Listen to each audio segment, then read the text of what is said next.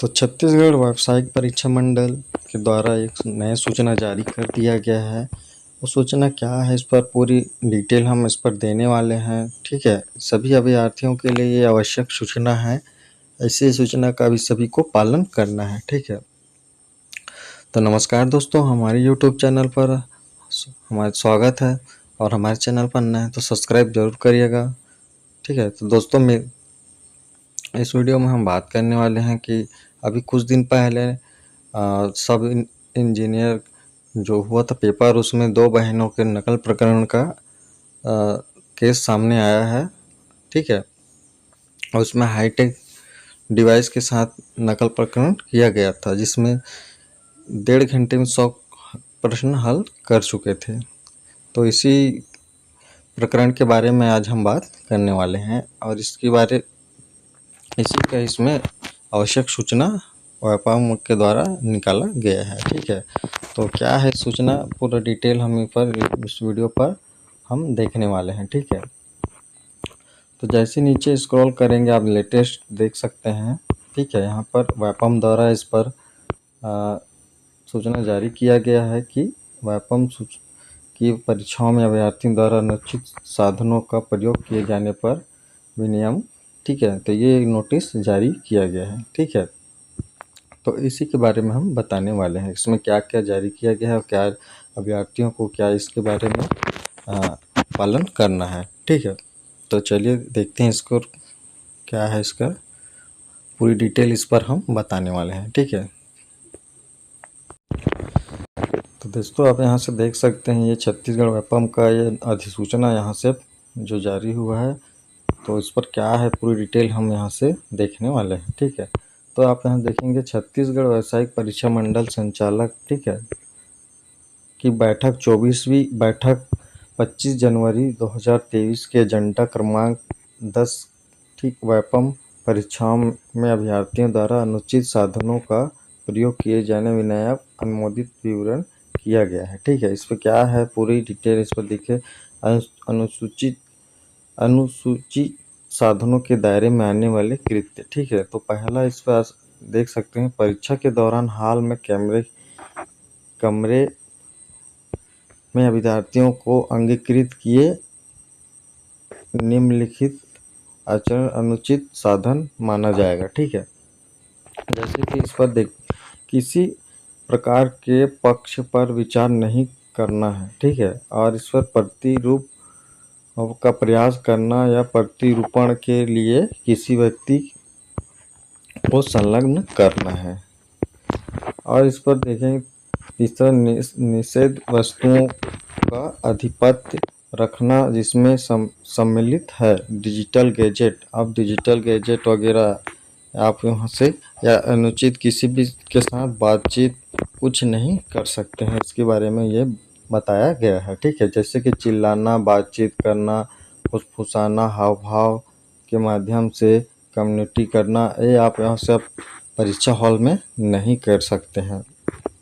परीक्षा हॉल में रूम किसी भी दूसरे व्यक्ति के इलेक्ट्रॉनिक या डिजिटल गैजेट या किसी अन्य साधनों से नकल करना, ये सारी चीज़ पूरी तरह से अब प्रभावित होगा। ठीक है, अन्य अभ्यर्थियों के साथ प्रश्न पुस्तिका, उत्तर पुस्तिका अदला बदली भी आप यहाँ से नहीं कर सकते।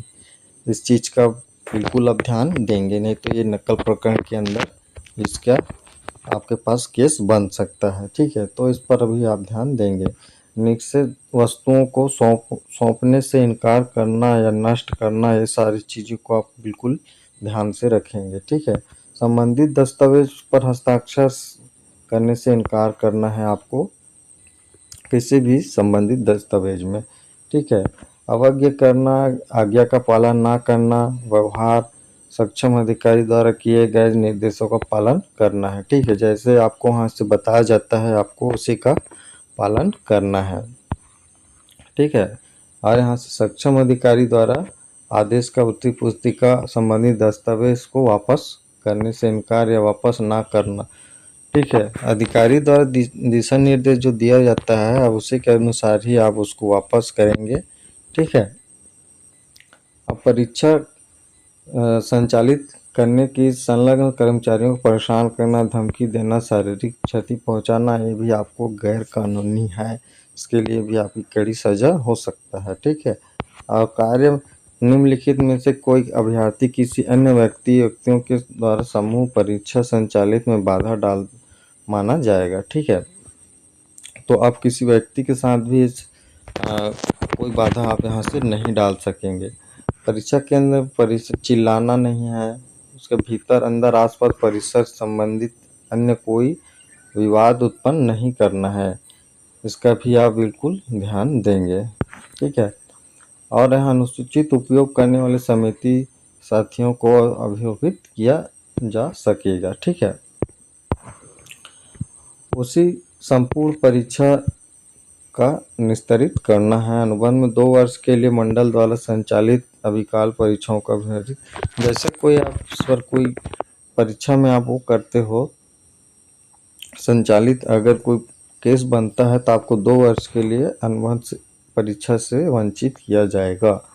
अनुचित साधनों के मामलों में भारतीय दंड अधिकारी से कार्यवाही आमंत्रित करती है और प्रथम सूचना प्रतिवेदन पर एफआईआर किया जाएगा। अगर आपके पास कोई मामला आता है तो आपको के ऊपर प्रथम प्रतिवेदन पर एफआईआर दर्ज कराना है। ठीक है।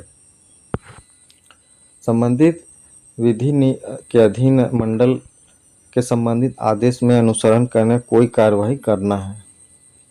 स्ट्रांग रूम प्रभारी द्वारा स्ट्रांग रूम में अनुचित साधनों का अभिलेख सुरक्षित संधारित किया जाएगा। इन विनियमों के सुगंधित संबंधित आदेश जारी किए जाएंगे। ठीक है।